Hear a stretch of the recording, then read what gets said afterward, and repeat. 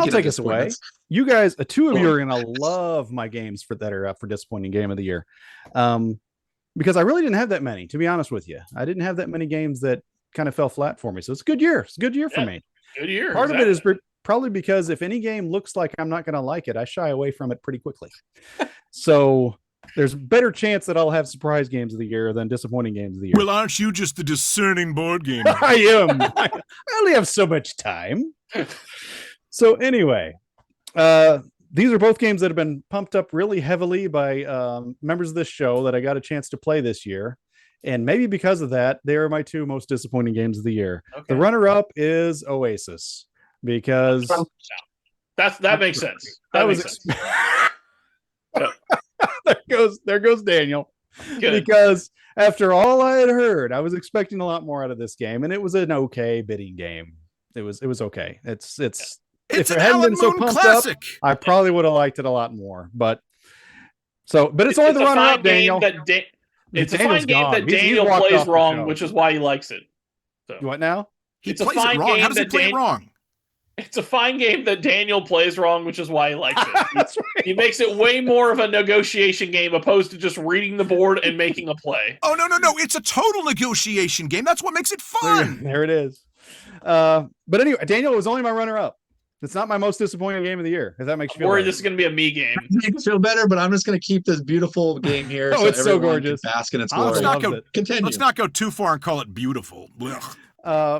But my number one disappointing game of the year, because of how much it was bragged about before we played it, has got to be Heaven and Ale. Because Heaven and Ale, as I had stated during our discussion about it, is algebra with no theme. It's bland colors. Like I said, you've got your choices of colors of different monks. You've got the white, the off-white, the taupe, the beige popping out off the board. And it's ugly, and it's math. It's a math ugly game. That's it. That's what it is. But it is a rondelle. I'll tell you that. It is a rondelle. Yeah. So if Daniel calls it a rondelle, it's correct. But that is disappointing game of the year. There we go. That's the winner. I'm disappointed in you, as always. The best part of that game was how wrong Daniel played it. That was the best part of the game. I was going to say, you've never even played it right, John. I played it right. Daniel didn't. Yeah. I was the cheater. They played it correctly. Yeah.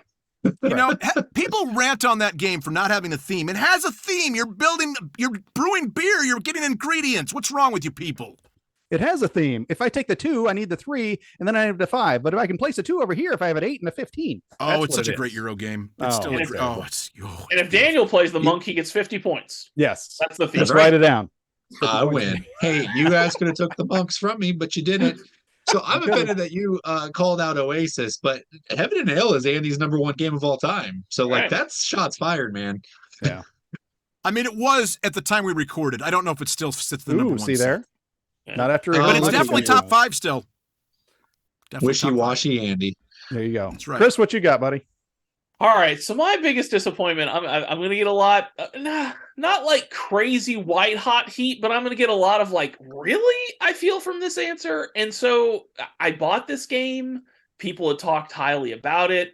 I was able to get it for last year when the Barnes & Noble 50% off sale thing was going on. I grabbed it because it was like 50% off and it wasn't that super expensive at the beginning. So I was like, I'll go ahead and grab it. Everyone loves it. Everyone that I trust believes in it and stuff like that.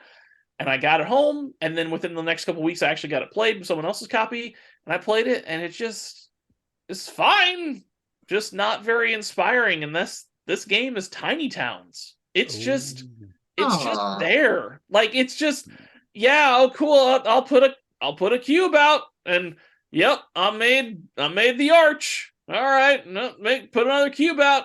Well, I made a road. Like I don't know, it's just.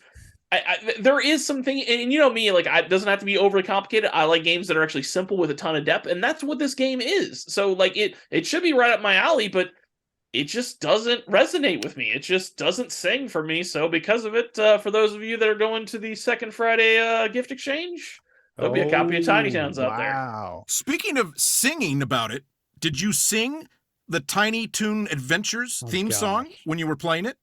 I didn't. Because it makes it that much better if you start singing, we're tiny, we're towny, we're all a little downy. Clowny, something. Correct. Pretty sure that's how it goes. I'm wondering, Chris, if you played the right game because there are no arches or roads in Tiny Town. Whatever it is, like there's all these different buildings, the towers and stuff. But what like, there is a lot of cubes. I thought you would love it. It's wood cubes. No. That's what you're doing. Beautiful. 100%. Like again, like when I first the sales speech that I've been told about this game multiple times, I was like, how could I miss, right? And so, like, even if it's on 50% off, I'm still not a person that's going to buy it just because it's 50% off. Like, I bought it because hey, it's 50% off. People say it's great. I think it's going to be great. I can't wait to play it. Luckily, I didn't wrap or pull the shrink because I played it a couple weeks later, and I was just like, okay, sure. But like you know, and like we've talked about a million times before, right? Like there's so many games out there. Unless it's a game that like get really jazzed about, just move on and find something else because there's so many of them. And like, I mean, it's not a bad game. It's a solid 6.5 or 7. Like it's for me, right? It's a great built game, but for me, it's a solid 6.5 or 7. So just whatever. It's one of those games for me that you have to have the right crowd to play it, and that's crowd what usually I was going to say. That's what Chris's favorite thing is it's group dependent, Chris. It is. Okay. It's group dependent, and it is more of a gateway game. I'll give you that. But again, like it doesn't have, like I said, a lot of games I like are simple. Like Knizia games can easily be gateway games in my opinion because they're very simple rules. It's just depth, and that's what this is. But I knew we couldn't get through an episode without you mentioning. Oh, I gotta talk about my main man with the bow tie. Put it on, baby. All right. So I feel like that so far, Andy, I really hope that you come out something different because so far I feel like this is just Attack Daniel's favorite games. So I have something very different. So are you ready for this, guys? Okay. My most disappointing game of the year. I finally played just last night. Masters of the Universe, the board game, Clash for Eternia! No, don't tell me. Or, as I like to call it, He-Man Haven or Gloom Skeletor. Now, let me start by saying that you've all heard about people that are in relationships, right? And they say they end the relationship, they hey, it's me. It's me, not you. Mm-hmm. That's true in this case. It's me. It's not you. I'm sure you're a great game. I really think I'm talking directly to the game right now and the creators. Gotcha. I'm sure you're a great game. It's really all my fault. I grew up a huge He-Man fan in the 80s, and so I knew all the characters. I looked at the art and it popped. I saw the minis. It drew me in. I was seduced by it. I didn't even look at what it was. I didn't look at what the mechanics were. That's a really important thing to look at. It is a game that it might as well be another version of Gloomhaven, in my opinion. Not quite as in-depth, but you're doing similar stuff, right? You're playing out scenarios. You either all work together to beat the AI character, or you have one person who plays the evil person. And I tried lots of things to make this work, guys. I played He-Man music in the background. I tried my best Skeletor laugh. He-Man! I did all that. And I tried to make it as an episode of that wonderful, glorious cartoon. And I was bored. Wow. Bored out of my mind. It probably says more about me than it does about the game. And Daniel, you may love this game because I know you're smitten by Gloomhaven. It may be right up your alley. So make me an offer. It is for sale. So I want to jump in here real quick and say that, like, I know you were disappointed because of how much you love He-Man. I guarantee that game is going to overperform what I assume it's going to be. Because I had zero expectations that a game is good at all at being an actual game. Like, everything about that Kickstarter was like, hey, let's cash grab He-Man fans with a bunch of miniatures. It worked. Yeah. Well, exactly. I actually think it probably is a really good game if you like that type of game. They actually just announced they're reprinting it. They just announced that, I think, within the last week. Andy, I've never been heard good things about it. I knew you weren't going to like it, Andy. Like it's such not a game you've ever played. But I thought if there was a chance of you liking a game like that, this was it. But you're a lost cause. So I had on a side note, I had very like Runebound vibes about it, by the way. But apparently it's co-op or all versus one. Andy doesn't know the difference between Runebound and Gloomhaven and Descent and no. I hear that. He knows nothing. Sure, I hear that, but at least Runebound was everyone against each other, right? So, but apparently this one's more of a co-op or everyone. No, this is all one against many or all for one. Right. So interesting. I mean, it still could be fun. I do want to play it just to find out in truth as well. So, Andy, you make me feel justified that I didn't years ago when they came out with that Resident Evil board game. the first one. I was like, that was my jam back in the day. We would sit around and play that game all the time. Is that one person be playing it? Everybody else is looking around the room while you're running for your life. Hey, I think there was a key back in there. So you're running back in there to get it, because you can't stay alive and search a room all the time. And so we played that constantly. I was like, oh man, it's a board game. It's got all my characters. It's got all the bad guys. It's got all the minis. And I read about it. I'm like, this will never get played. I'm never going to play this game. It's just going to look good on my shelf. So yeah. So thank you for justifying that decision not to get Resident Evil. Sir. I honestly think what I need is I need to retheme Heaven and Ale to He-Man. Or just to anything that has a theme would be nice. Just to a theme. Just to a theme would be good. Not retheme. Now you understand. Yeah. Now you understand my love of Marvel, Andy. It doesn't matter what game it is. You throw Marvel on there, and it's going to make it better. Yeah, so get a game you like, throw He-Man on it. It'll be perfect.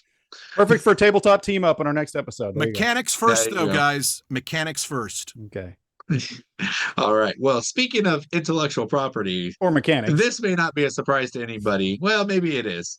My biggest disappointment is because this was the game I was most excited about.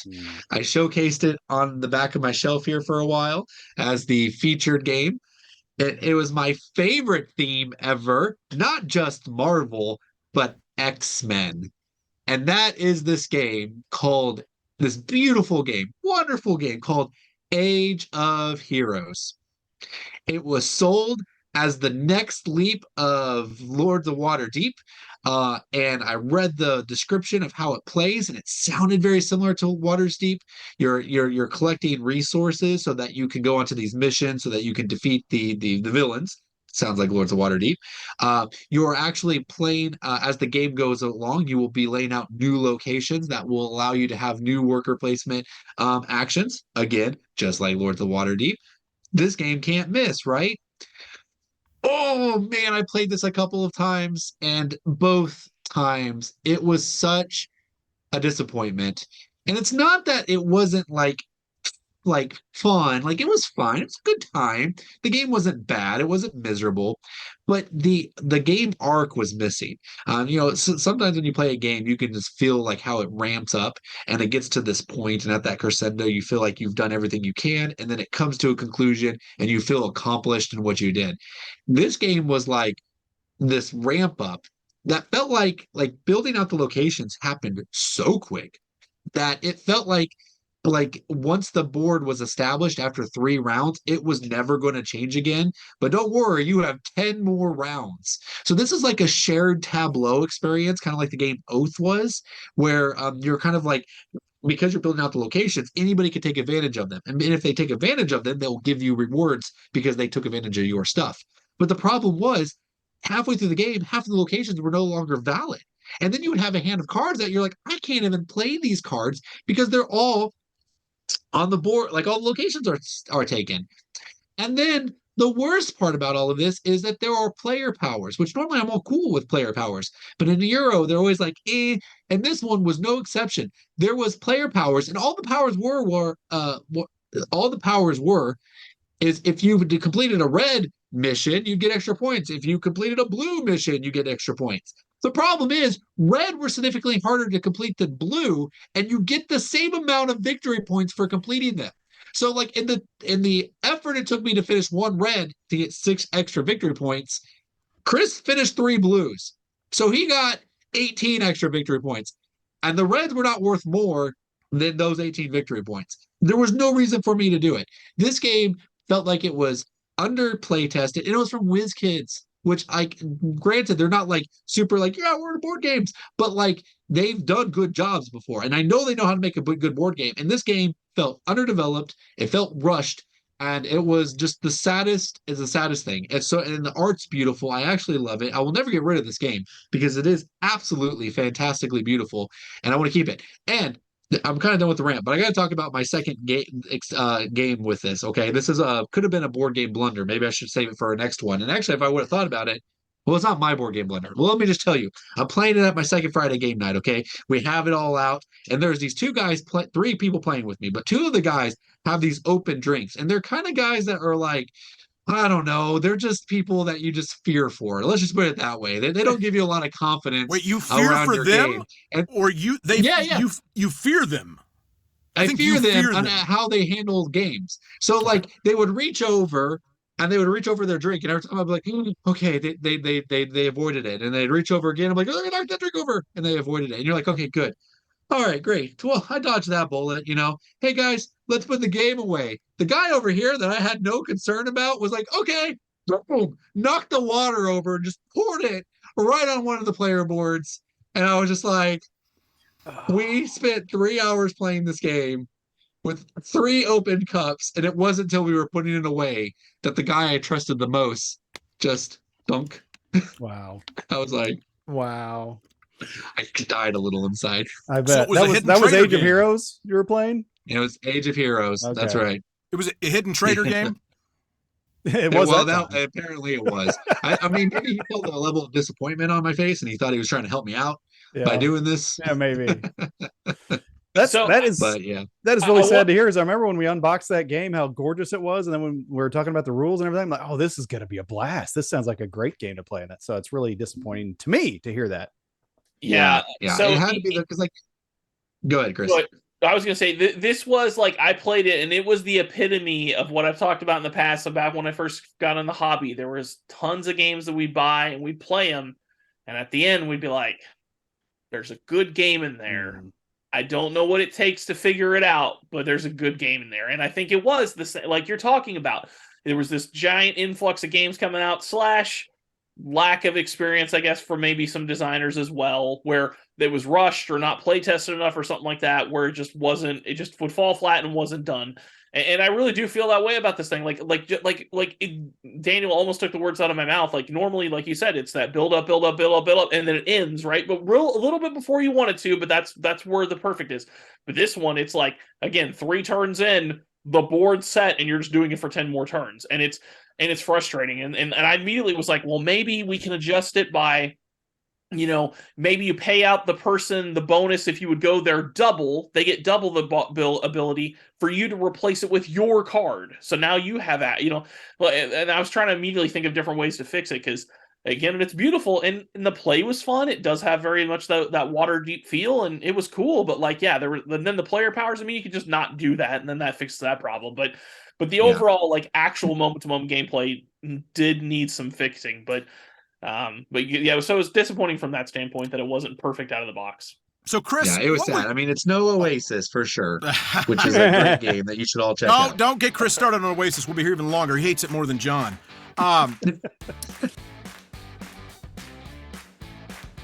Thank you so much for watching to the end of this video. If you enjoyed it and would like to watch the full episode, check out the description below. Around the Board is a video board game podcast about board game. Let me talk to you. Yeah. Thank you so much for watching to the end of this video. If you'd like to watch the full episode, check out the description below. Around the Board is a board game video podcast where we talk about board games and other board game related topics. We assign points to one another based on our banter, and then at the end of the show, whoever has the most points is given a small amount of time to talk about whatever they like. So if you enjoyed it, please join us in the future around the board.